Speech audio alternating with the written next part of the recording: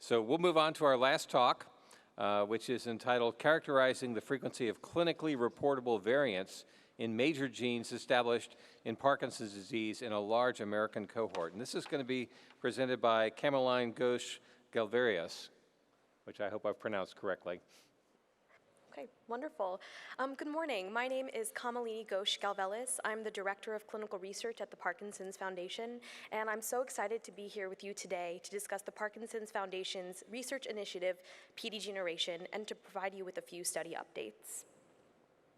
These are my disclosures. Every person's journey with Parkinson's disease is unique, and the way that I like to think about it is like a fingerprint.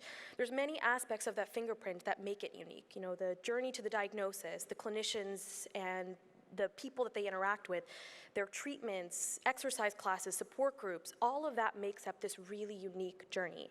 An aspect of that fingerprint that many people with Parkinson's disease don't actually know about is the genetics. And we feel that genetics serves as a key to understanding the biology of Parkinson's disease. So if genetics is so important, why is genetic testing not a part of standard of care? Well, genetic testing is extremely expensive and is currently not covered by insurance companies, which makes the test very inaccessible. There are a few direct-to-consumer PD panels, however, they're testing limited number of genes and oftentimes are not accompanied by genetic counseling, which is a crucial step in not only providing the data back or the results back, but also really giving a person with Parkinson's an understanding of what the results mean to them as well as their family members. And really all of this combined creates a major barrier to the success of drug discovery and development in PD. This is why the Parkinson's Foundation created PD Generation, which is a multi-center clinical research study offering genetic testing and genetic counseling to any adult person living with Parkinson's disease in the United States, Dominican Republic, Puerto Rico, and Canada. This is the PD Generation study workflow, and at the top in the blue, you'll see what we consider our stakeholders, and at the bottom, you'll see the timeline from day 1 to day 60 plus. We'll start on the left-hand side with the sites and the participants. So during the baseline visit, a participant is consented into the study, and during that process, we ask if they'll consent to sharing their data with researchers and scientists. During that visit, we'll collect some demographic history, family history, as well as some PD history. And then we'll collect either a blood draw or a buccal swab kit, depending on if this is an in-person or telemedicine visit. Those samples are then sent to Fulgent Genetics, and they're going to analyze the samples and run it through two different panels. The first being the PD Generation 7 gene panel, and we're also collecting a clinical exome sequence at that time point. It's also going to be run through the Global Parkinson's Genetics Program, or GP2's NeuroBooster Array. And any leftover residual DNA will be stored at Fulgent Genetics, and all of the data de-identified can then be shared with researchers and scientists to really move the field forward in genetics. But one key part of PD Generation that is very different from a lot of clinical studies out there is that we're giving a clinical report back to participants regarding their 7-gene panel. And you can see the genes that are on that panel listed there. These results are given back to participants through a genetic counseling session, either through Indiana University or through a clinician or genetic counselor at that participant's site. Overall, the participant spends about 2 to 3 months in this study, which makes it a really unburdened, easy entrance into the research field. PD Generation is offered at 100 different sites across the United States, Puerto Rico, Dominican Republic, and Canada. And there are some listed here. 35 of those sites are doing in-person testing. 4 of them highlighted in red are our nationally recruiting sites, meaning they can consent anyone from across the country. And then we have 60 sites who are referring their patients to one of these 4 centers. This study is also considered bilingual in the sense that everything that we have in English, including genetic counseling, has been translated to Spanish, which means that we have been able to recruit and expand to areas such as the Dominican Republic and Puerto Rico. And this has really been done under the guidance of our Latin Advisory Committee, specifically under Dr. Ignacio Mata. Since June of 2023, 10,510 participants with Parkinson's disease have been recruited into the study, and this is showing you a timeline from September of 2019 to present day. Through the COVID-19 pandemic, our sites had to shift gear and pivot to a full telemedicine model, as well as sending buccal swab kits to their participants, which just means that we have been able to recruit through the COVID-19 pandemic. In March of 2021, we recruited 1,000 participants, and at that time point, we had to evaluate, is this working? And if so, what else do we need to do? The overwhelming response is we have to expand and make this as easily accessible. So we added more sites, added more clinicians, made the telemedicine version of this more robust, and this was our expansion study, and it caused an increase by 7 times in terms of recruitment since that expansion. As of December of 2022, we had recruited 7,500 individuals, which was 50% of our enrollment milestone 6 months ahead of schedule. This is a complete testament to the collaboration between the PD community and people living with Parkinson's disease, all wanting to really contribute data to push Parkinson's research forward. Just to provide some characteristics about our participants, the map on the left is showing you the density of our cohort in the United States, the DR and PR, where the darker regions are showing higher density of participants. And on the right, we ask our participants, have you participated in any sort of research in the past? The overwhelming response, 74% of our participants, stated that they have never participated in any form of clinical research. Together, these tell us 2 things. 1, PD generation is recruiting a broad population of individuals and not just people who have access to city centers that have research studies available. And 2, PD generation is opening the door to a new cohort of individuals who can then move on to contribute more data to research or really push the field forward. And we're hoping that by opening these doors, it'll advance, accelerate clinical trials and really provide access to better treatments in the future. In order to see a successful precision medicine study in PD genetics, we have to ensure that we are encompassing the true population of people with PD.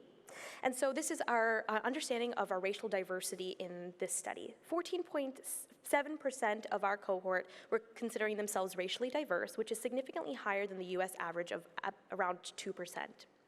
We are really excited to say that we have recruited over 1,000 Hispanic participants, which is about 10% of our overall cohort, and 225 Black and African American participants through the partnership of Morehouse College of Medicine as under the direction of Dr. Chantel Branson.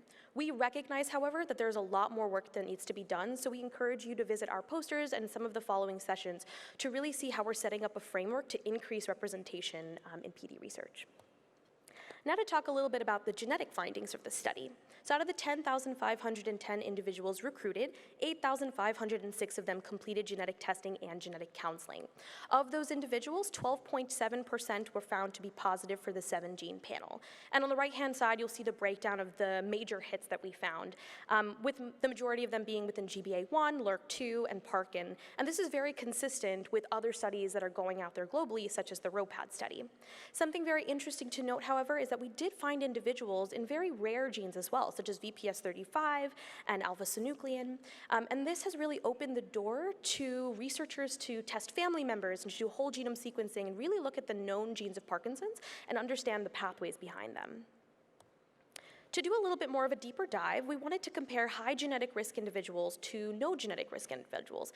And our definition of high genetic risk is those who have a PD-related high-risk ancestry, so Ashkenazi Jewish, Berber, or Basque ancestry, those that have a positive first-degree family history, or those that have an age of onset of less than 50 years old. So out of the individuals that we were able to analyze, which was 8,400, 41% of them were found to be high genetic risk, while 59% of them were found to be no genetic risk. To take it one step further, we wanted to analyze their genetic results from the PD panel. We found that 18% of our higher genetic risk population tested positive in the PD gene panel, and 9% of no genetic risk tested positive.